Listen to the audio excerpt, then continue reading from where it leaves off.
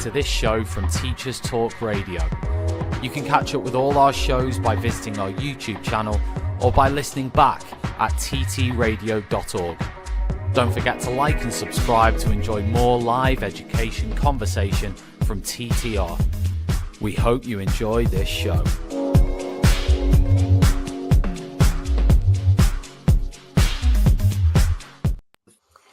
Good evening, Outstanding, a world-class vision, a world-class this. I'm a real leadership geek, honestly. I've spent my whole career reading books and chatting to people. I just find the whole thing and the announcement, the way it's been announced, bizarre. If you could move away from a model where teachers are so intensely focused.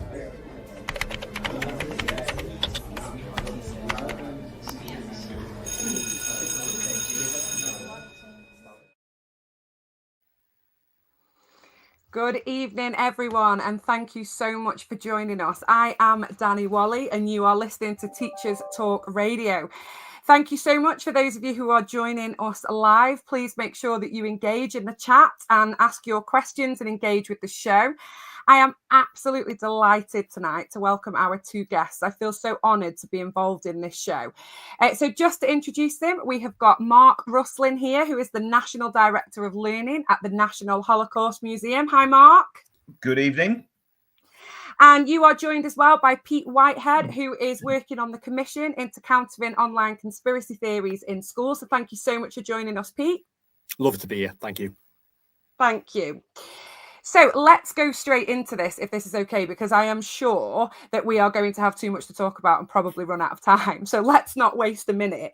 So we are here tonight to talk about addressing the Holocaust through teaching in schools and actually directly addressing the conspiracy theories, which do seem to be getting a bit of traction in schools, and how is best to do those and approach those. So just to start, obviously, it is January, which is always Holocaust Memorial. So why should schools commemorate the Holocaust each year? So I think there are many reasons. So I'm going to give two reasons and a kind of a warning. And the first reason is the what of the Holocaust. So it's a continent-wide genocide that happened across 22 countries of Europe, including the UK. So we're now uncovering lots of research that suggests that there was an element of the Holocaust that happened on the Channel Islands. So anything that large, that was an attempt to wipe out every single Jewish man, woman and child on the whole of the continent, along with the Roma and Sinti populations, it would be remiss of any educational system to not teach something of that magnitude that happened just within living memory. And so the what of the Holocaust, I think, requires us to study it alongside other things like the slave trade and other things. But it fits within that basket of European history. But really, to link it into what we're talking about tonight is the why. And the why is what we really lead on. So the why isn't just, Dani, I think you're a history teacher, aren't you? So you'll be well aware of students coming in year 8 or year 9 and thinking, well, Hitler woke up one morning, decided he didn't like the Jews and decided to kill them. And that's basically their understanding of the why of the Holocaust. And we obviously know that that isn't true, and that the Holocaust was almost the culmination of 2,500 years of anti-Jewish prejudice and hate. And those conspiracy theories and tropes about Jews really start with the very early days, the birth of Christianity. We see them come through places in England like Lincoln and Norwich and York and London, places where Jews congregated in the medieval period, where people started to say that the Jews had an unnatural evil power and predilection to money. And those ideas have just snowballed and snowballed. So when we see the Nazis in the Nazi period in the 1920s, 30s and 40s, the Nazis are broadly saying similar things. They're punching down at the Jews. They're saying that the Jews are inferior and dirty. And then they're punching up and saying, well, they're inferior, dirty, but they also control the world. They're also behind capitalist America and communist Soviet Union. And those ideas we still see today. So really the why is so important because, as you say, we're in an age of conspiracy theories, and I suppose we'll get on to why that might be the case. But conspiracy theories aren't a new thing. And the Holocaust really was a kind of the best example of what happens when you let conspiracy theories run amok. So that's my kind of my two positive reasons why we should do it. The negative reason is just a warning, really, that if what we're doing is just memorializing something, but we're not thinking about the what and the why, then it's definitely at best neutral, and it might be at worst acutely negative, because what we end up doing is thinking about a group of people purely as victims, rather than a group of people with a living, breathing history of 4,500 years that thankfully carries on today. Totally. And I wasn't sure whether to disclose that I'm a history teacher, but yeah, you're absolutely right. And I think just to pick up on two of the things that you said, to me, it's a moral imperative. And like you say, as a history teacher, we spend quite a lot of time, particularly at Key Stage 3, crafting our curriculum and making decisions really about what we want our students to learn. And for me, World War II and the Holocaust, as you say, in terms of why it happened, not just what happened, and actually the aftermath as well, is so important, because the idea for me that you could go all the way through high school, choose not to study history as an option, you might choose geography, and then you've gone through 5 years of secondary school education and not been exposed to these really key ideas, to me is just wrong. So I totally agree with you that it's imperative to me that it's included in every single curriculum. At my school in particular, we do a week for every Holocaust, 27th of January, isn't it? And we go off timetable for a week that week with history, and all of our history lessons are focused on the Holocaust. And like you say, the themes really of why it happened, because I think once you understand the why, that's where you almost become powerful to prevent it happening again. And I'm really glad, that you just touched on the idea of the UK, because one of the things that I find almost every year when we're talking to students about this is they just don't think it affected us. They just don't think this is a UK thing. They think this is a Germany thing. And it's actually tearing down those barriers and really making the students understand that this is our history as well. And like you say, actually that anti-Semitism came through our history thousands of years ago and was really rooted in our medieval history, the reigns of Edward I and Edward II. And we've really taken big strides in our curriculum to really expose that to the children so that they can see that this isn't just an isolated event. So yeah, and not just that, to kind of bring that slightly more to the modern era. Yeah, there are medieval and pre-medieval antecedents in England, and a lot of what ended up as, we might say, stereotypical German thought of the early 20th century started 400 or 500 years before in England. But one of the things we teach at the museum to secondary school students, so students can come from year 5 upwards to the museum, and we can come to schools and we can do online lessons. But one of the things we do with the secondary students is we talk about the Bethnal Green tube disaster in 1943, where there was a tube crush, and just over 100 people were crushed to death. They rushed the tube station because the guns went off in a nearby park, and it was a practice, but they weren't told it was a practice. And the local council the next day blamed the crush on the excitable Jews who lived in the East End of London. Well, we say, how does that make you feel when you know that at the same time hundreds of thousands of Jews each month were being gassed and shot to death? And obviously there's a moral answer, but they say, well, nobody would have known in Britain. And then we say, well, actually, people did know in Britain. Churchill knew. It was in the papers. It was in Parliament. And then that gets us into a conversation of, well, actually, do you think we could have done anything about it? And that's a much richer conversation than just Britain was good, Germany was bad, it was sad, let's move on. Yeah, definitely. And again, just to put my other cards on the table, my second subject is psychology. And I teach both GCSE and A-level psychology. And again, every single time, even though it's not in the exact same context, but we start talking about theories of obedience and conformity. And it goes back to that idea of studies kind of originating from the Holocaust into this idea that there was something to do with German people being different and being able to commit these crimes and do these things. And almost there's a safety in that, isn't there? In that belief that, we just wouldn't do that. And it's quite interesting for me as a psychology teacher to really show the students the evidence that actually this is not a German thing. This is a worldwide thing. And actually it's an event that was so you know, it was so constructed, wasn't it? And it was so built from all angles. And as you've mentioned, from thousands of years worth of history, that it isn't something really that individuals necessarily could have changed, because it became a movement. But we still have to take responsibility for that behaviour. And we have to learn from that behaviour to make sure it never happens again. It did become a movement, but another one of the things that we teach, and we take this, we haven't made this up, we take it from history teachers might know the book Ordinary Men by Christopher Browning, which was a group of quite often socialist and social democrat people from Hamburg who were forced to become members or chose to become members of a police unit that was part of the Einsatzgruppen in the Baltics during the first phase of the Holocaust. And what Browning found was that actually the person who ran that unit gave the unit the chance to opt out. And this wasn't a unique thing.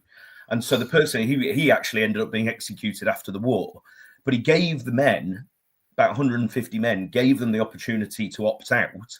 And I can't remember the exact numbers, but it's something along the lines of 3 or 4 men chose to opt out. Wow. So actually what we're seeing there is, and the psychology of it isn't something that's rooted in the 40s, it's rooted in human psychology that's as true then as it is today. But actually what was going on there, well, partly it's simple things like they were drunk. They were made to drink beforehand. They were all men. And the psychology of groups of men, I think, is interesting. The psychology of obedience is interesting. Yeah, there might have been elements of pre-existing anti-Jewish racism and anti-Semitism there, but actually, most students, maybe many teachers, would think that the price for failing to obey an order to shoot would be that you were shot.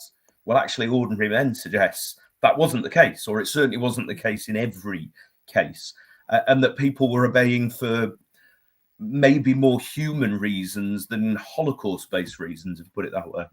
Pete, is there anything kind of bringing in the conspiracy theory angle to it? Because that might be part of it as well. That Ordinary Men doesn't really touch on it, but I suspect it's in the background. Yeah, I think quite possibly. I mean, I will confess on this section that I am not a historian, although my background is in medieval literature, so I always get it's quite nice to have some reference points. But I think one of the things that comes out in the research, and I'm sure we'll sort of get onto that slightly later on.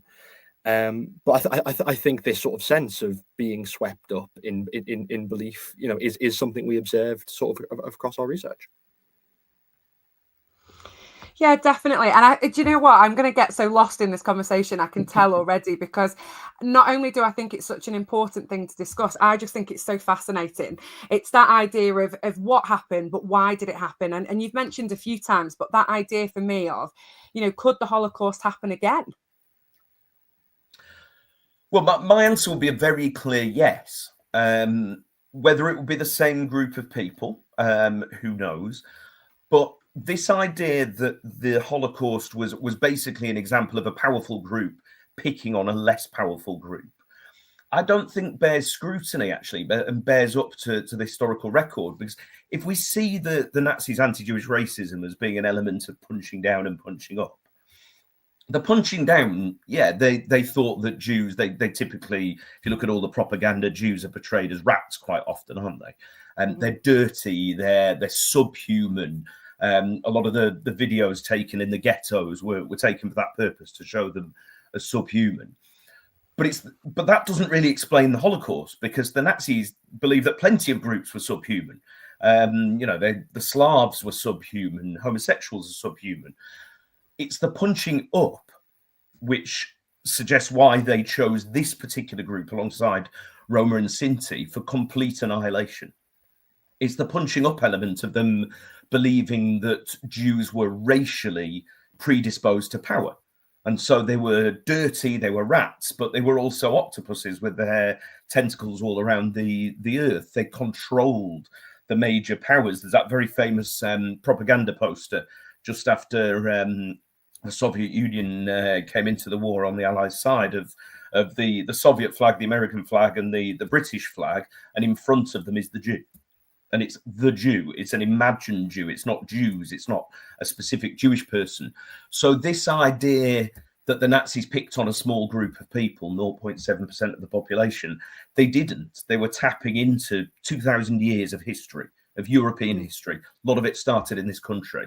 And really, the punching up element explains it more than the punching down. It was less that they despised the Jews, and it was more that they feared them. Hitler particularly felt that he was in a cosmic fight to the death, and the Jews might win.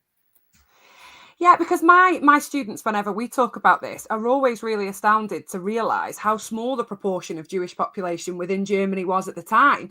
And actually, I totally am fascinated by what you're saying, this idea of punching up and almost the Nazis being intimidated by the power of the Jewish people, both historically almost as a legacy, but also the concern that they caused the Nazi Party at the time. But when you look at it, it was such a small percentage of Germany when Hitler particularly was gaining to power. And he wasn't open, was he, about what he was doing necessarily? I know it was in Mein Kampf, but it was something almost that he held back, didn't he, until he got more power, and then really kind of opened the floodgates as he went into World War II in terms of the persecution.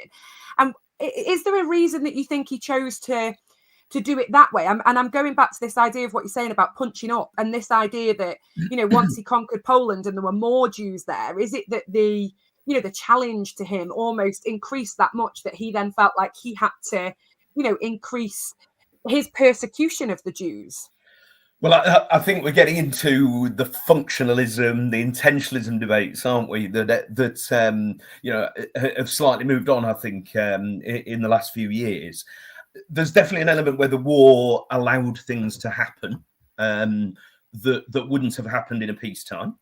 I think there's also the Nazi racial view of the world, the Weltanschauung, suggested that you could behave in a way in the east of Europe, which was a way that they didn't behave in the west of Europe, albeit 90% of Dutch Jews died in the Holocaust. So actually the way that they behaved to Jews in the West compared to the East was sometimes quite similar. They just went about it in different ways. The interesting and appalling thing for me is some of the micro histories, particularly of the early months of the war, suggest that in some ways, in the East and the West, but particularly the East, where the Einsatzgruppen operated, the Nazis were pushing at an open door. So the area between East Prussia and Lithuania, the Soviets moved out, and there was a week or so before the Nazis moved in. And there are towns in the western part of Lithuania where the Nazis moved in with orders that they were to shoot any saboteurs, and all Jews were saboteurs. But they couldn't find any Jews because the local Lithuanian population had already done the job and had killed every Jew in a town. And pretty much every town in that part of Lithuania is pretty heavily wooded, or was. There'll be a wood outside the town, and that is where the mass grave is. And quite often the mass grave wasn't an SS mass grave or a Nazi mass grave. It was done by the local population. So those pre-existing ideas, that pre-existing either loathing or fear of the Jewish population, sometimes the Nazis didn't even have to be there to make it happen. So the element of war allowed groups to do things that in peacetime they couldn't. But the pre-existing anti-Semitism, anti-Jewish racism, gave a legitimacy to that violence that was almost just waiting to happen. It's so fascinating, Mark. Honestly, I feel like I could talk to you about this forever. I definitely need to get you engaged with my pupils. I know you've mentioned before that you do online lessons, because it is like you've just said, isn't it? It's just layer upon layer upon layer. And this idea that, it's happening everywhere, and there's always going to be untold stories. And I just feel like we've got such a responsibility, I think, to tell the stories. But trying to get myself back on topic a little bit, and Pete, just to bring you into the conversation a bit more. So how has this history, how has it now become almost like a feeder to so many conspiracy theories? What is a conspiracy theory, and how has this history almost become that? So in terms of what is a conspiracy theory, when the commission sort of began our research, one of the things that we sort of had to deal with was the fact that there are, sort of ongoing academic debates about how to define it. We sort of came to a conclusion that a conspiracy theory is This one is, what we've sort of written down as a definition within the report. A proposed explanation of some event or events in terms of the significant causal agency of a relatively small group of persons acting in secret. Now, that doesn't exactly roll off the tongue. That is not a sort of snappy definition of it. I'd love to give one. But fundamentally, we did want to engage with the existing academic literature on that topic. And it is, that sort of... the small group can be a little bit sort of fuzzy. Like it can be a small group, it can be a slightly larger group, but it is but the sort of real trend you see is this sort of idea of a group acting in secret to some malign sort of intention behind it. So that's how we've defined a conspiracy theory. And so as Mark's pointed out, right, like it's funny because one of the things, and again, I'm sure we'll probably dig into the sort of modern stuff and some of the work of the commission. But one of the things that really jumps out at me is that one of the things we wanted to say when we were doing the research is that I think a lot of this stuff comes out of a wider societal debate around young people and their relationship to the internet and content they see online.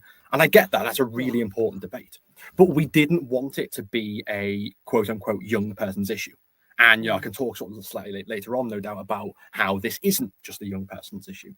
And I also think that equally, I think very often we don't kind of draw on these historical threads. We tend to go, conspiracy theories. Well, they came along when we invented the internet. And you can go back, you can go back all the way to sort of medieval England. You can go back to the 60s and you've got people like listening to Beatles records backwards and going like, because I'm doing this because, Paul McCartney's secretly dead. Like this is a thing that pops up in different guises and in different ways, kind of throughout any iteration of society that you sort of choose to point at. So I think as much as it's not a young person issue, it also definitely is not just a contemporary issue either. And Pete, just to kind of dive in on the top of that, to link it into the history of the 30s and 40s, the other two things that some of the academic literature says about conspiracy theories is that they always, the more they seek to explain everything, the more they're a conspiracy theory. Yeah. And the more that they are totally impervious to being disproved in a scientific way, the more they're a conspiracy theory. So on the first one, to give an example, I mean, technically, a lot of people would say the belief in the Loch Ness Monster is a conspiracy theory, which it isn't really. It's an erroneous belief. But quite often, people who believe that Nessie exists, first, don't we all want to believe that Nessie exists? I mean, it would be great if Nessie exists. So a lot of conspiracy theories are fun. They're more fun than the reality. But quite often what that is actually saying is the person saying is, I don't believe in the accepted roots of science and roots of authority. So actually, yeah, you would tell me that Nessie exists, but what I'm really saying is I'm one of this group of people who don't believe Nessie exists, and I'm not one of your group of people who believes in these crazy things like science and the historical record. And then anything that seeks to disprove that is evidence of the conspiracy itself. So if you're someone who believes that, and then someone comes along and does an echo sound, I'm way beyond my knowledge of science here, but does a sonar sound of Loch Ness and proves that Nessie isn't there, well, that's what you would say, isn't it? That's what a scientist would say. So actually, the evidence that Nessie doesn't exist is evidence that the conspiracy is true and that everybody's lying to you. And so actually, it makes it, and maybe we're going to see a little bit more of this after what happened, 3 hours ago, and the people that are coming into power in the States. But a lot of these people, particularly RFK, he is a prime conspiracy theorist because he is completely impervious to doing the scientific method of looking for alternative facts and changing your view if the facts suggest that your view needs to change. Yeah, and we're going a kind of a full way round now, because for me that's where the responsibility of schools come in, doesn't it? It's not, and you said this earlier, Mark, it's not just teaching the facts, it's teaching the skill, isn't it? The ability to ask questions and to query information that you've been given, but also to have that skill to access scientific information and to explore things in a really academic and sensible way. And I think when we're talking about the Holocaust, it's even more important, in my opinion, to have these open conversations about conspiracy theories, because they're so damaging and so dangerous. And I know your example was absolutely beautiful. I love the Loch Ness Monster example. And we've had a giggle and it was jovial, but you know, it couldn't be further away from that example of conspiracy theories coming into the Holocaust. So, I mean, I can only look at this from a teacher, but I know from conversations in my classroom that one of the most current conspiracy theories is the idea that Hitler never died. And I will try and explore that and break that down in the classroom with my children. And you realize quite quickly that their source from that comes from Nazi hunters. You know, they will have watched a little clip from a television series which was purely created for drama, and they're going, no, miss, no, this is right. This is a fueled program where they're looking for Hitler. And did you know this? And they'll quote things to me from the show as if they're academic fact. And it happens every year. And I know this is why it's so important that we talk about it. So back to your point, Pete, because that's just an example. I know you said it isn't just young people, and I totally agree. And I do think there's a generational difference in how the conspiracy theories are passing down. But why do you think then these conspiracy theories are seen in UK schools today?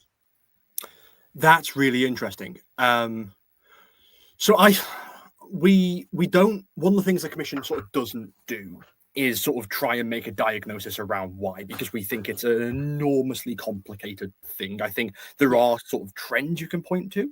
You know, there are sort of economic headwinds. There are various things that you can point to, but we don't try and make a prescription or a sort of diagnosis as to sort of why this is happening. What we wanted to do was look at what is going on in UK classrooms, what are the views of young people, of teachers, and of parents, which we sort of I've envisioned as the three sort of groups that would be impacted by this. So I can't really say as to why, but what I can say, just sort of going back to sort of your point previously about sort of schools being a place where this sort of discourse can happen, is one of the things that I found hugely interesting about this piece of research, which is, so at Public Affairs, which is the company I work for, we very often do opinion research with teachers, and we try and make sure that when we do research into education, that what we do is grounded in the lives of ordinary teachers around the country. So we do an awful lot of opinion research, and you know, I will hold my hands up and say, you know, mea culpa, I've never been a teacher. And I know that, you know, I'm speaking to two educators. That's why you look so young, Pete. If I turn a little bit more, the greys really will start coming out. Time comes for us all. But one of the things that I found really interesting is that very often when we speak to teachers, one of the things we hear about quite a lot is, you know, well, for too long, there is a social problem. And what is the solution? Stick that on the curriculum. And teachers talk about like the workload, the fact that, you know, schools are sort of this catch-all place where everything can be solved. And this comes up when we talk about other stuff. But when we spoke about conspiracy theories and misinformation and disinformation, one of the things I found really interesting was that teachers were quite keen to address it in a way that in a way that some topics that we do research on, there's a sense of like, well, you know, maybe schools could do this, but of course. But for this topic, there was a very real sense that no, something has to be done. So I can't say that, I can't say what the reasons are, which is like roundabout answer. I can't say what the reasons are, but what I can say is there is an appetite for addressing it, which I think is a really interesting thing in and of itself. Just to come in on that, I mean, research we've done, and I know it's, I can't remember the exact numbers, Pete, but it's echoed in the reports, found that about 50% of the British adult public believe in conspiracy theories. They believe in at least one. So the idea that this is a group of, you know, a very small group of people in their parents' garages, you know, scrolling the internet. No, it's about 50%, and that holds true across most Western democracies. It's about 50%. And the best way of predicting whether you believe in a conspiracy theory is, did you already believe in one? So broadly, there's 50% of the population that are pretty fairly disposed to believe in conspiracy theories, and there's about 50% that are not, broadly. Now, within that 50%, there's about 20% who believe in some version of overt anti-Semitic conspiracy theory. So Jews control the world, Jews control the media, Jews can shapeshift, Jews are always more loyal to something else, sometimes Israel, than they are to their own country. And these are ideas that have been around for hundreds and hundreds of years. So about 1 in 5 people believe in something pretty anti-Semitic. About 1 in 2 believe in something conspiratorial, broadly. So why wouldn't schools be part of this? Because they represent society. And what's interesting is, and it's borne out in the research, is a lot of what we're assuming is that you'd have children who might believe in conspiracies, conspiracy theories, you'd have parents that maybe believe in conspiracy theories, but the assumption being that schools will be conspiracy theory free zones.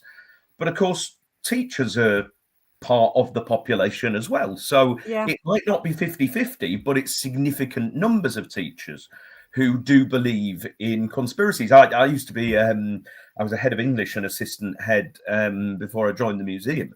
And I remember a teacher I worked with who swore blind that governments around the world had made up dinosaurs. Absolutely swore blind that dinosaurs clearly couldn't have existed. Well, that's not going to do well for the trust we're trying to get parents to have in the education system. There we go. Now, she wasn't a science teacher, thankfully, but that's a start. So I think there are many reasons, but I would suggest that one of them is it would be fairly odd if schools didn't have an issue with conspiracy theories, given that the whole of society broadly has. One other little interesting bit is we always assume that conspiracy theories are things that are right at the top of people's minds. And the evidence doesn't suggest that at all. So my favourite it's an academic peer-reviewed paper, but it interviewed Greek football fans in the last decade, and it interviewed the away and the home fans as they went into the stadium. And it's a game in the Greek Premier League, no Israeli players, no Jewish players on either team. And as people went in, they found minimal levels of anti-Semitism when people went in. One of the team wins. They interview both sets of fans on the way out. The winning team, nothing's changed. The losing team, anti-Semitism has gone through the roof. And there's no Jewish players, no Israeli players. There's no way that you can legitimately blame your team's loss on a Jewish world conspiracy.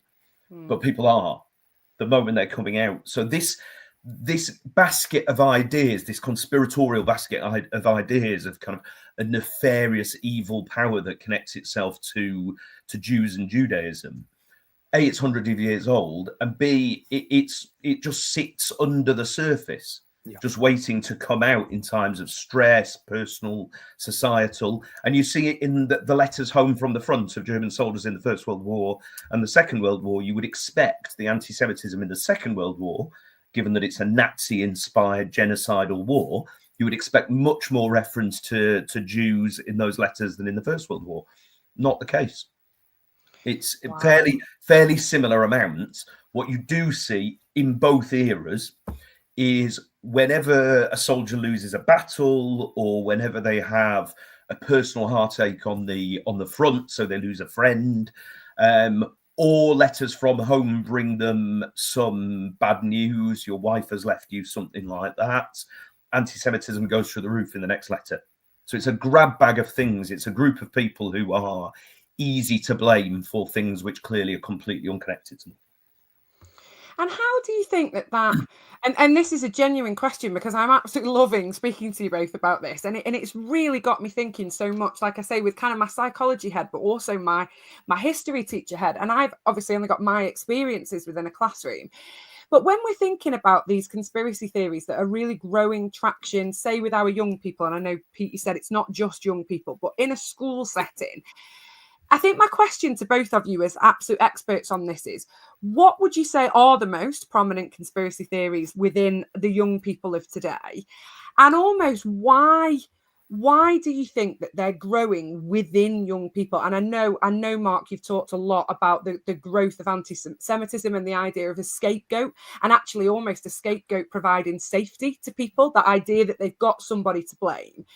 But I would say, from my personal experience, I think conspiracy theories are much more prominent in young people now than I think they were, say, 2 decades ago. So I suppose my very bland question to you is, what do you think are the biggest conspiracy theories that our children are almost being exposed to? And why do you think they're almost like accepting them more now than maybe they did before in the past? Do you want to Mark, or shall I? Yeah. Do you want to kick off, Pete, from the research? So again, I think there'll be a couple of times I have to do this and sort of be a bit of a spoil sport. Another thing we didn't test, and I will explain why, but we did not test this. We had a massive discussion in the research team about should we look at what's really prevalent. We decided no, and the reason for that was that there are some conspiracy theories and there are modes of conspiratorial thinking, as we have discussed, that reverberate throughout history. But very often, particularly online, this takes the form of very sort of cyclical cycles in, cycles out stuff. So a really good example of this, now, whether it's a conspiracy theory or not is debatable. We put it under misinformation. But Andrew Tate came up a lot in the research we did. But at the same time, by towards the back end of the research cycle, I was doing focus groups with young people, and they'd say to me, "Oh, Andrew Tate, that was last year's stuff. That we've all moved on." Now, the question, have they moved on in terms of the fact they spent a year imbibing misogynist content? Have they moved on in terms of, their attitudes and beliefs? Or have they just found a new figure who's saying very similar stuff, just in a different package and a different coloured Bugatti that he takes his videos in front of, right? So, we didn't want to look at the individual conspiracies themselves. What we wanted to look at was how conspiracies as thoughts and misinformation and disinformation were manifesting within schools. We did a little bit of attitudinal research about sort of what could make for greater susceptibility to conspiracy theories. So we do have some of this. But what I will say, just aside from that, is that we, at the start of the report, we do have a sort of brief list of conspiracy theories that we were sort of aware of going into it. So that included COVID-19. Vaccine mis and disinformation that came up in focus groups. We had 1 or 2 instances, particularly with adults, of 9/11 conspiracy theories. Now this is mostly instances within sort of qualitative research. So we can't sort of make massive generalizations from that, because you'd really want a sort of bigger sample. You'd want to do a poll, which we did do for separate issues. But I'd say that that's the reason we didn't. I can't give a sort of very clear answer on this. It's because we didn't look at it, but for those reasons. But Mark might have something else on this. I think that's fascinating, Pete. Genuinely, thank you. It's definitely there's part of the element is social media, isn't it? It can't not be. And I suspect part of that is more children and adults are seeing the same content. So actually they're clustering around specific theories in a way that 25, 30 years ago maybe wouldn't have happened.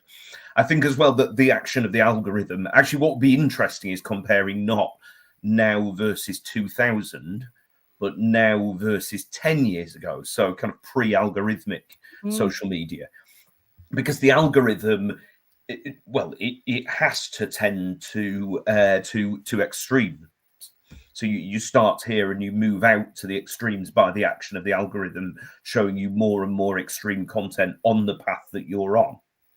And I think that's got to be an element. And I know a lot of the academic research suggests that the nature of the conspiracy theory hasn't changed because of social media. My gut would tell me, just having been in the classroom and now having worked in this area, I'm not so sure that's true, because I think that the ease, the speed with which conspiracy theories can spread, well, Goebbels would have loved it. And that the ease with which they can, over a tiny space of time, both accelerate in reach and accelerate in extremism, I think means that they can bandwagon, they can bring in a load of things that are both historical and new in ways that has never happened before. So I'm not so sure that we won't come back to this in the next 5-10 years and actually say, you know what, social media has fundamentally changed the nature of conspiracy theory. But I want to come back to that 50% figure, because 50%, if half of people in pretty much every Western democracy are believing in conspiracy theories, that suggests it's not a glitch. It's part of the human design. So to take it to your psychology, now I am not a biologist. I'm not an evolutionary biologist. This tends to ring true, but I'm sure there'll be teachers on this session that will say that it doesn't. But there's an element of this that's true, that you're on the savannah tens of thousands of years ago, and you're with your pack of hunter-gatherers, and something rustles in the grass. Now you've got a choice. You could either say it's the wind, or it's an animal that's going to eat me. Now, if you say it's the wind and you're wrong and it's an animal, you're going to die. You get eaten. So your false negative is pretty dangerous. Now, your false positive, you assume it's a dangerous animal, you run away, and it wasn't a false animal. It wasn't a dangerous animal. It was the wind. Well, your false positive gets you nothing more than a ribbing from your fellow hunter-gatherers. But you don't die, so you still get to pass on your genes further down the line. Now, there's an element where the false positive actually describes in quite a few ways the mindset of the conspiracy theorists, because what the conspiracy theorist does is joins the dots in a way which suggests causation among a bunch of facts, all of which may be facts, but for which there isn't causation. And actually that idea that psychologically we are predisposed to be conspiracy theorists, I think is borne out by a lot of the academic research and the kind of numerical research, which shows just how widespread these theories are. And so actually, psychologically, it's not a glitch. I just think that's so fascinating. And actually, I love that analogy. And when you pair the two things, like almost like two golden threads that I would pull that you've both just said, is this idea of us needing to believe in a conspiracy theory, but also that idea of COVID. And I'd just like to pick up on that a little bit, Pete, because I think for me, particularly for our young people, that was a real opportunity where I think young people saw their parents and their role models really openly discussing conspiracy theories. And that idea of, have we made this up? Is the government correct? Is the government wrong? Has it made a mistake? And I think there was a bit of a broken trust there between our young people, and they openly started to question the information that they were being given from people in positions of trust. And to me, having kind of witnessed that as both a parent and as a teacher, I think that very much opened the floodgates into children kind of accepting conspiracy theories and really starting to think that there might be some traction there. So I found this conversation absolutely fascinating, but I really want to get to the nitty gritty. It's the teacher in me. I just want to know then, what can we do and what should we be doing to combat these conspiracy theories within our classroom? Mark, do you want to take this, or shall I go? Well, I think I need to start naming you. I'm sorry. Yeah. Why don't you start with the stuff that an overview of what the commission has recommended? Yeah, so I can't. We haven't launched yet. So this one is not me saying we didn't do the research. It's saying that it comes out in February. Okay. So I would heartily recommend going to have a look at the commission report when it comes out. It will launch in February. I am very much looking forward to it. But what I will say, I think what I probably can say is in sort of quite broad brushstrokes. And one of the things that I think needs to happen, and I think that's an incredibly arrogant way of putting the commission's recommendations. It just happens. At this moment, you are the commission, Pete. So there are better people than me on it, I can assure you. But one of the things I think comes out really clearly is that schools and parents need to work together on this. I think that is something that we see as really clear. And I think that is two ways. The first is the really obvious one, right? It's the one that everyone jumps to, which is parents should sort of, help the school deal with this stuff. So it gets taught in school and parents reinforce in the home. And that is, I think, most people's sort of mental model of how that relationship works. But I also think parents as a sort of byword for wider communities and, you know, sort of people with a vested relationship with schools need to give schools and teachers in particular the space to deal with this stuff. Because I think a lot of teachers, for various reasons, feel that taking stuff on in the classroom, especially quite charged discussions, is just incredibly difficult. And I think that the atmosphere to do that has got more difficult. And I think that we need to sort of really consciously grasp that issue and make sure that, you know, sort of from a structural perspective, that it is easier for teachers to deal with this. So that, you know, that sort of thread is something, again, when the recommendations come out, when we launch, I think is quite visible. Because one of the things we sort of really want to do, having spoken to teachers via polling and focus groups, is make sure that it was rooted in their experience in the classroom. And I think that is one of the very clear threads that comes out of it, this sense that we need to empower teachers to deal with this stuff. And that is both giving them the knowledge they need so they can pass knowledge on, but it's also about giving them that protection and that space to do it. Definitely. And Mark, I will come to you in a moment for your, you know, input on this, as particularly from the point of view of the museum, because I'm sure this is something that you address on a daily basis. But just picking up on what you mentioned there, Pete, I totally agree with you that we have to almost craft that classroom where it's safe for children to express their true views, and almost, I think, for those to be explored with an expert and a professional that can kind of tease those out and tease those ideas out of the children. But also, we mentioned earlier about giving them the skills, almost the life skills that they need to challenge conspiracy theories throughout their life when they're later exposed to them again. And I suppose my question is, how can we facilitate a situation with teachers where they both feel protected, as you said, and also almost informed, and they've got the evidence to create that in a classroom? So is it that we provide the information and ask them to read it before they go in? Is it that we do it as larger groups? You know, do we do it where there's groups of professionals with bigger groups of children and addressing that? And I know, Mark, I'm sure you're going to say that this is something that the National Holocaust Museum can do, because I know you mentioned before about live lessons and online learning. But I think I'm just imagining my classroom and I'm thinking, I have been teaching a really long time. I would feel really, I'm too scared to say confident, but almost open to exploring some of these ideas with the children and having faith, I suppose, in my ability to pull them back if I think they're going a bit far. But I can think of colleagues that I've worked with that might not be as confident. So again, my very long-winded question, Pete, is there a way of doing this where practitioners support each other to create that environment? I think there is. And I think one of the things that we do with the recommendations is we sort of split them into sections, because I think, again, one of the kind of overarching themes is that I don't think this has kind of one individual solution.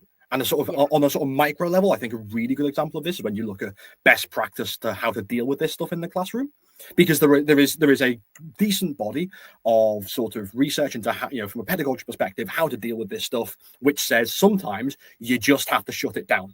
Like, and a really good example of this, by the way, is that, you know, it's like we talk a lot about sort of knowledge when we talk about teaching for, you know, for like kind of obvious reasons, but you know, if you take a sort of random NQT, right, who's like in the classroom, you know, but not been teaching very long, they're teaching, you know, whatever lesson you want, and a child who has really deep-seated conspiratorial beliefs starts talking about them, chances are that child might actually know a bit more, or will certainly know specific facts compared to the teacher.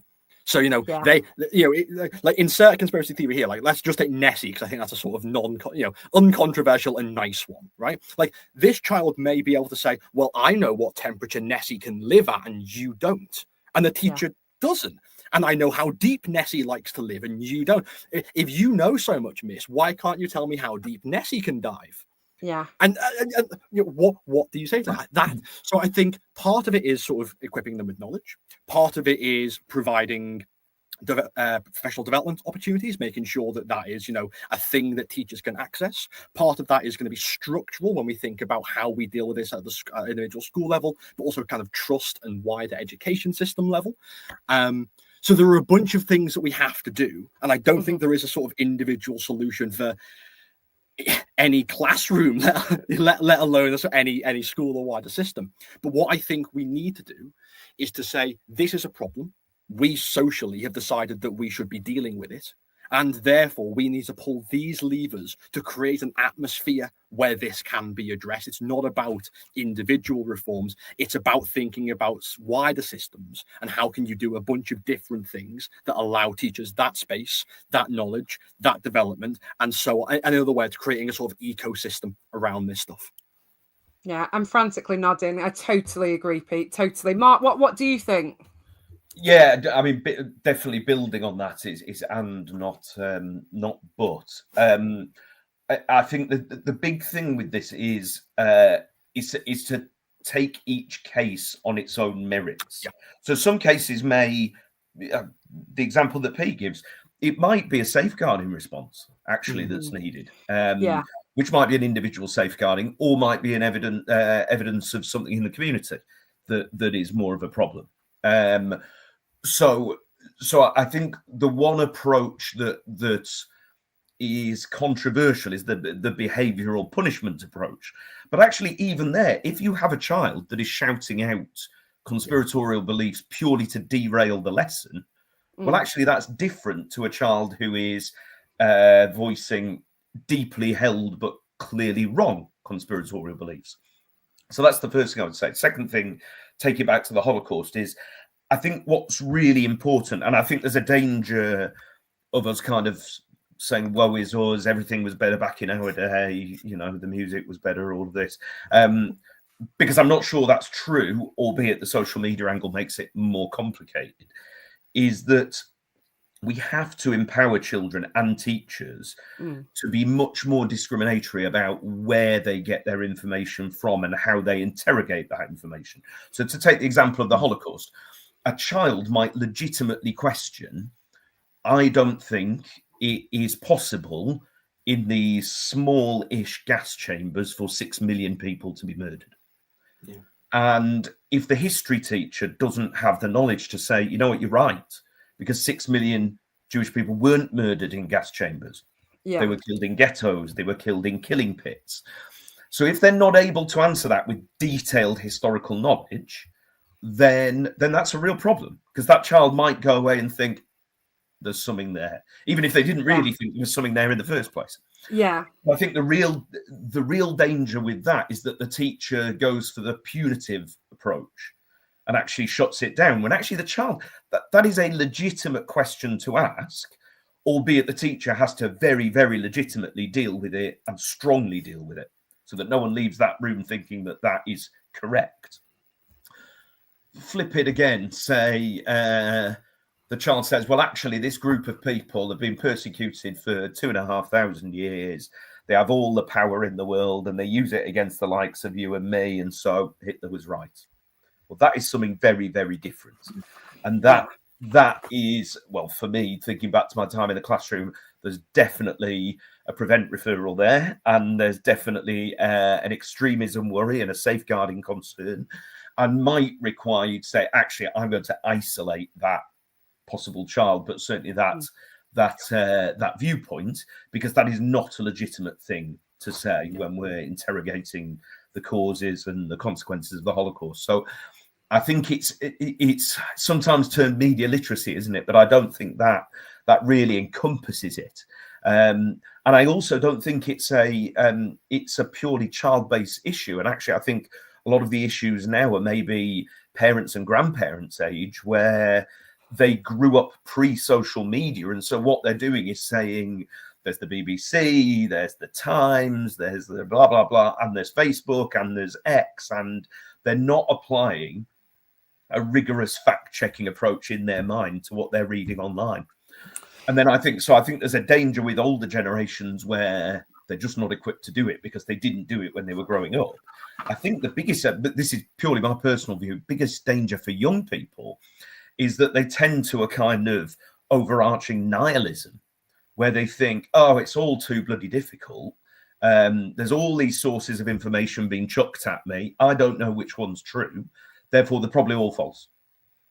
And so what they actually come out thinking, there is no source of objective, accurate truth. And they're not able to do, say, in a history lesson, say, well, look, actually, some of the academic research that came out in the early 60s about the Holocaust, we now know not to be true. It's not that the historian was deliberately wrong. It's just that's the process of historical research. But what they're doing, because of the conspiratorial mindset, is they're almost opting out of that process of historical research. And the same in science. So they're not understanding that there is a big difference between active and deliberate misinformation and the basic process of research. It's understanding history as a craft, isn't it? It's understanding history as an academic study, and how actually disproving previous things doesn't mean that it was a conspiracy. It doesn't mean you were given misinformation. It's a discipline that evolves over time, and our ability to investigate it develops. What I found really interesting, and from both of your answers really there, and just thinking at it from my point of view, is we're asking a lot, aren't we, of history teachers for all the right reasons. But I think one of the things that I was listening to is a mental model of how to address these things in the classroom is so complex, isn't it, for the teacher? Because it's that idea of recognizing, and the examples you gave, Mark, were amazing, but it's recognizing, isn't it? Is that child genuinely misinformed, confused, and not really sure? Is that child harboring quite dangerous beliefs that we need to shut down? Is that something that needs to be explored, like you say, with historical expertise to kind of address that? And I think it goes back to what you said, really, to me, Pete, about that idea of supporting teachers and training teachers and providing materials for teachers to work collaboratively with their colleagues, to almost kind of walk through these different scenarios and say, right, what would you do here? What would you do here? And almost, it sounds like I think I probably am saying, almost rehearse them, to have that strength and that, explore these in a safe environment with your colleagues, so that you're armored and you're ready to address them in the correct manner within the classroom, particularly for some of our less experienced teachers. Oh, I just think this is fascinating. So Mark, how can the work of the National Holocaust Museum, how can that contribute here? How can this benefit schools? So our museum is in North Nottinghamshire. So if your school is near North Nottinghamshire, we'd love to see you there. So we're one of only 3 museums in the world that are equipped to teach primary age children. So we take year 5 upwards. In year 5, 6, and 7, they enter into the room of a German Jewish family in the late 1930s, and they go through their family house. They go into a fully equipped 1930s classroom where all the desks were desks in the mid-30s in German schools. And you have the race signs posters on the wall that were in German schools, and the picture of Hitler that was in a German school. They go down a street in the middle of Kristallnacht, and then they see the family's home after Kristallnacht, when it's been destroyed. And the elder son, but not the younger daughter, gets out on the Kindertransport.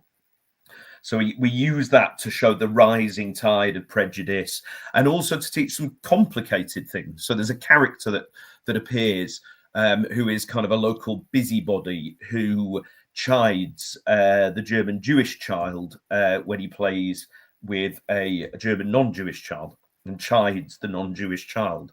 And we use that character to say, well, why do you think this lady's behaving like this? And the children normally say something like, well, she's heard Hitler's propaganda, she's been brainwashed.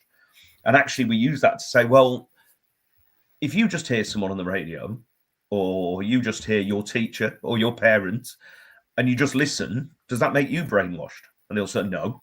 We say, well, pretty unlikely then, isn't it? So maybe there was some element here where people believe this stuff about Jews, and maybe you might believe stuff about different groups that we want to interrogate in some way. So that's for the younger groups. With the older groups, we take them on a kind of 3-stage process where we use our main exhibition, and we use it to teach them about a little bit of the pre-existing anti-Jewish racism, and then teach them what happened in the Holocaust. And then we do a series of sessions to look at why it happened. So some of those are, we take a couple of examples. We look at 2 ladies who are both Austrian, and one of them was a librarian in the late 30s, and she refused to serve Jewish customers. And she remembers this. I mean, she's crying when she says it. We've got the video testimony of her. So she was clearly a low-level perpetrator, but she was a perpetrator. We've got another lady who did nothing, but she did cycle to Berchtesgaden to see Hitler. And when she was filmed about 10 years ago, was an unrepentant Nazi. She thought Hitler was right. Nothing that the Third Reich did was wrong. But she didn't do anything. And so we use this to tease out these quite difficult concepts of complicity and perpetration and bystanders. And actually, who's the bystander here? The bystander is the person you hate the most. And actually, maybe these categories aren't particularly useful. And then we look at a series of people and we try to assess. We use what we've learned about the why and the 2,000 years of anti-Jewish racism and anti-Semitism. And we say, right, we're going to start with Hitler. Scale of 0 to 100. How much is Hitler to blame? Children don't always say 100. And we say, okay, mostly they're towards the end of 100. But Hitler didn't kill anyone personally. So can he be to blame? And he wasn't at the Wannsee conference that planned this. So can he be to blame? And so we're always knocking them off balance. And then we move on to Himmler and the SS. And then we move on to the populations of the occupied countries. And then we finish with Churchill. And we say, well, was Churchill to blame? And most English children will say no. We say, well, Churchill knew this. And this is when he knew it. And he knew it over 2 years before Auschwitz was liberated. So how about now? And they start to change their view and say, well, but could he have done anything? Could he have bombed the train tracks? And there are different views there. So all the time, what we're trying to do is get away from this black and white view of goodies and baddies and actually say it's much more nuanced.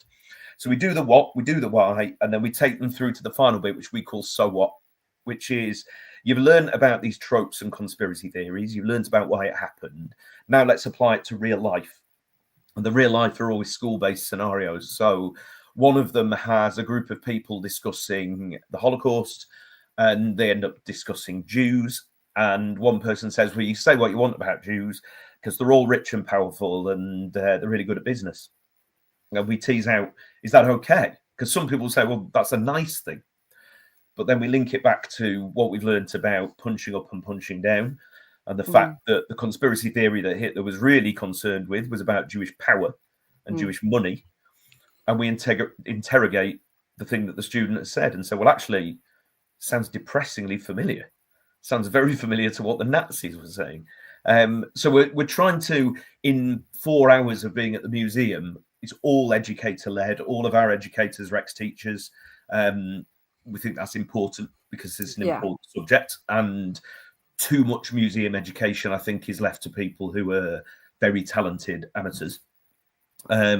So we really want the children not to be experts in 2,500 years of anti-Semitism or the Holocaust even, but to understand a bit about the history, a bit about the why, and a bit about why it matters. And then we look at Holocaust denial, distortion, and glorification.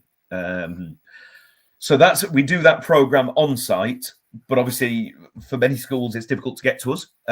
So we do it online and we do it in person. So we can send educators out into schools. If your school has 30% or more pupil premium, that's probably free because we have funders who fund that for us. And then we do other projects. So a bit of a kind of advertisement for us here, but we last year a film came out called The Commandant's Shadow, which was the film of the conversation between Dr. Anita Lasker-Wallfisch, who was the cellist in the SS Camp Guards Orchestra at Auschwitz, and she survived because she was a cellist before the war, and she was chosen for that role. And she's 99 now and lives in London. And 2 years ago, she agreed to meet with the son of Rudolf Höss. So the commandant of Auschwitz, he was executed after the war, and his son, who grew up in the villa on the outskirts of Auschwitz. So one of the walls of his family garden was the wall of Auschwitz. And he remembers it. He remembers sitting with his father. He remembers hearing the sounds in the camp. And And the cellist of Auschwitz agreed to meet the son of the commandant of Auschwitz, and this movie was made of it. And we were asked by HBO and Warner Brothers to produce 4 hours of lessons to go with the movie. And you're Dani being a teacher, and I remember it from my time in the classroom. So many lessons produced by organisations like ours. You get sent a big booklet, and it's great. You never open it, or you get sent a lovely PDF with 100 sheets in that I'm sure is great, but you never open it. And what we wanted to do was get away from that, and we can do that because we're all ex-teachers, remember what it's like. So we did them all in video format. So we've done 5 20-minute PSHE lessons, so you can run them across a form time. And I remember being a form tutor, and I would have bitten anyone's hand off for that. And then we did a music lesson, an English lesson, and a history lesson. And they're all based on the national curriculum. So the history lesson asks, did the Holocaust end in 1945? So we're looking at generational trauma. Yeah. Can Hans-Jürgen, the son of the commandant, be blamed for what Rudolf Höss did? In the English lesson, we take the speaking and listening curriculum and we pull apart the movie and we analyse how the son of the commandant and the cellist speak. She's much more forthright and he's much more, I suppose he reflects inherited guilt in many ways. And we use the curriculum to pull that apart, tone, body language and all of that. And then music, we look at who owns music. So when Anita played the cello, did she own the music? Did the guards own the music? Did the victims of Auschwitz own the music? And then we bring it up to the modern day and say, well, should we still listen to this music that Anita played? And I think a lot of children would say no, but Anita says yes. And then we say, well, let's look at some other people. We know a lot about what Wagner thought about Jewish people. Should we listen to Wagner? And then we end it with Kanye West. And we say, well, we know what Kanye West thinks about Jewish people because he's tweeted about it. Deeply anti-Semitic tweets. He's been dropped by many of his sponsors for it. But loads of people like his music. Does your answer change? Oh, Mark, I'm so sold, you know. I'm not even joking. I'm literally writing down. I'm like, right, I'm going to go get this curriculum. I'm going to run this in the school. We're coming to the museum. I'm bringing please 60 do. kids. Please. I am, honestly. Yeah, so the Commandant's Shadow lessons are at tcslessons.org.uk. And we've emailed them to every secondary school in England. 100%. I honestly, I think I got a little bit lost listening to you then, like genuinely, and I'm not just saying this, like just picturing the idea of the students in the museum moving through those rooms, but also how you've explained that they really get the opportunity to explore those pieces of information in isolation. And then as they go through the rooms, they look at them collectively as they gain more information. And I think that's so reflective of some of the ideas that we've talked about today, where children get the opportunity to explore some of the thoughts and reactions and emotions that they feel. But as you've said, you know, by educators who are qualified and ready to challenge those and deal with those in the right way. I promise I'm not just saying this. I am absolutely sold. And I've got your email address now. So I'm going to be hounding you. We're coming. Make some space for me. Yeah. And also, particularly we're linking it to conspiracy theories. Yes, the educators at the museum can deal with it, but I've no doubt that plenty of the children who come have got some pre-existing conspiratorial ideas about maybe Jews, but certainly about the Holocaust and certainly about that wider ecosystem. Well, you can ask one of our educators, or most of the schools that come still get to meet a survivor. Why do you ask them? Yeah, so I was thinking about this while you were speaking. So during COVID, we did almost like online lessons with Holocaust survivors. And we had 2 that we were able to provide the opportunity for our students to talk to. And I nearly mentioned it earlier because I'll never forget the message that was given so strongly. And it's very similar to what you've just said with the Kanye West example. It's that idea of linking this to make it relevant for the students' lives. And I remember he said to the children, because one of them asked, you know, one of them said, what do you want us to learn? What do you want us to take from everything that you've told us? And he said, when you see that child on the yard or the playground that is sat on their own and no one is speaking to them, go over and show that kindness. And it really resonated. My students still talk about it today because it can feel quite abstract exploring ideas like this. And actually, what he did is pull that relevance into their lives. Very similar, like you say, to what you've just talked about with that music lesson. To, well, you've got an opinion on this now relate it to Kanye West, something that's very present in your lives. And I just think that's so important when we're addressing, you know, conspiracy theories, the Holocaust and history, to make it relevant to the students' lives. And not to make it trite. So an example I give where we teach 9, 10, 11-year-olds. So they're sitting in literally the Nazi classroom. One of the desks has a swastika from the 30s scratched into it. And we say, look, Leo, who's the German Jewish child, Leo is made to sit at the back of the class, in the back row, you know, from history lessons. And Fritz, his non-Jewish friend, laughs at this. He didn't before, but now he does. How do we feel? What should Fritz do? And plenty of teachers and children will say, oh, he should stand up for Leo. And we used to teach that, but now we've kind of flipped it and said, well, okay, he should. That's a lovely idea, but who's telling him not to stand up? Everyone else in the class is saying, don't do it. His family are saying, don't do it. The teacher is saying, don't do it. The government are saying, don't do it. Are we really saying a 10-year-old's going to do it? I mean, amazing if he does, but what would that even do? Yeah. So I think there are ways that even with young children, 9, 10-year-olds, you can bring in this idea that there comes a point at which it's probably too late. Yeah. And actually, oh my gosh. if we've got to that point where everyone's ignored the kid in the corner of the playground and everyone's accepted a form of behavior and discussion and language about them rather than us, we might already be too far along the line. Well, honestly, I'm sat in here thinking, if that's the point, then we have failed as educators, haven't we? Because it's actually, it's what we should be doing, particularly as a history teacher. And I mentioned before this moral imperative, you know, it's absolutely there. Do you know what, Mark, Pete? I honestly, I could talk to you for another 2 hours. Like, genuinely, I've still got questions that I've been writing down while you've been talking.